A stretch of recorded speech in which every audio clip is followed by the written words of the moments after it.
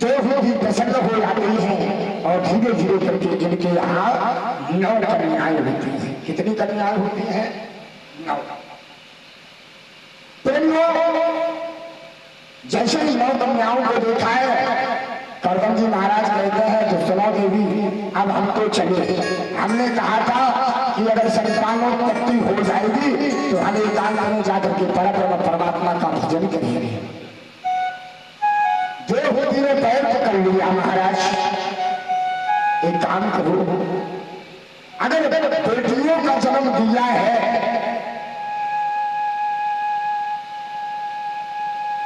बेटियों का जन्म दिया है तो पहले उनको उनके घर की कर देना चाहिए, यानी विवाह कर देना चाहिए।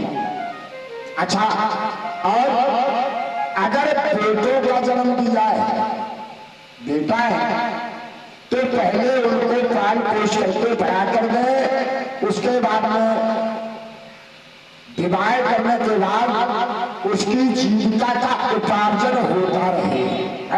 कोई ऐसा कार्य करवा दें जिससे उस बालक की जीविका चलती रहे, ये प्रत्येक पिता का धर्म होता है। हाँ, तो प्रभु अभी महाराज ये बेटियां हैं, इन्हें अपने घर की कर दो, बाद में चाहे तुम जंगल में जाकर के भजन करो और चाहे घर में बैठ करके भजन करो,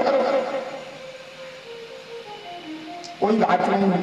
करदम जी महाराज रुक गए, धीरे धीरे समय जाता गया। अब तो स्वयं भगवान नारायण ही आ रहे हैं करदम जी महाराज के यहाँ बेटा बन करके।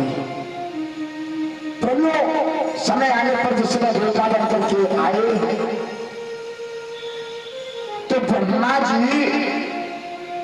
जिस समय आते हैं नामकरण करने के लिए, ब्रह्मा जी ने पंचांग खोला तो कहने लगे, देखिए इनका नाम होगा कपिल मुनि, ये परमात्मा के ही अंश है, परमात्मा का ही अवतार है, इनका होगा कपिल देव।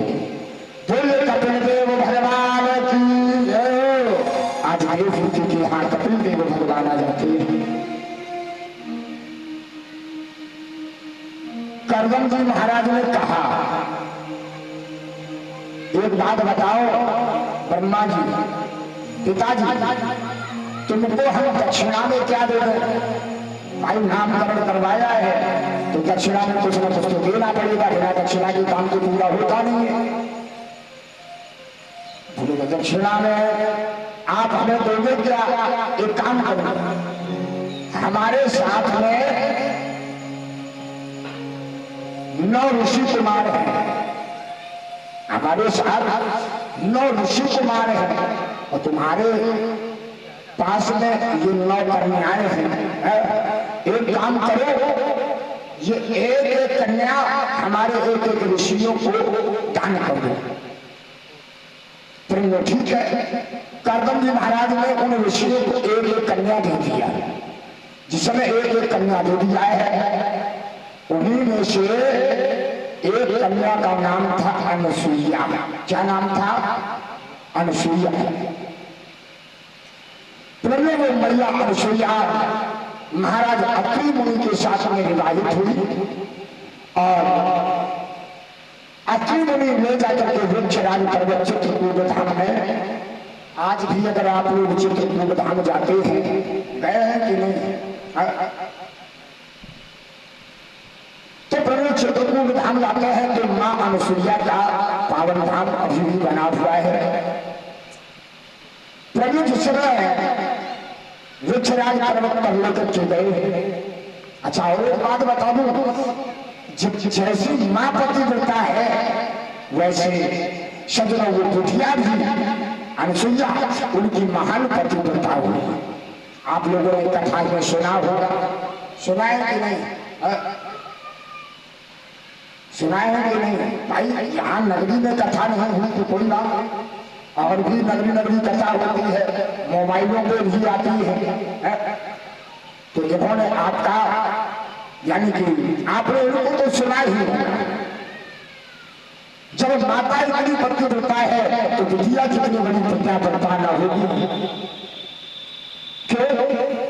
क्योंकि प्रणयो अगर बिटिया का गुण देखना है, बिटिया के लक्षण पता करना है तो माँ को देख लेना चाहिए।